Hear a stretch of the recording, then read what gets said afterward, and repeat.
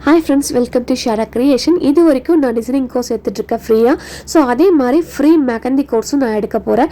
இதில் பார்த்தீங்கன்னா basic to advance வரைக்கும் நான் உங்களுக்கு சொல்லித்தர போகிறேன். இதில் ஃப்ரீயாக உங்களுக்கு சர்டிஃபிகேட்டும் நான் ப்ரொவைட் பண்ணி தரப்போகிறேன்.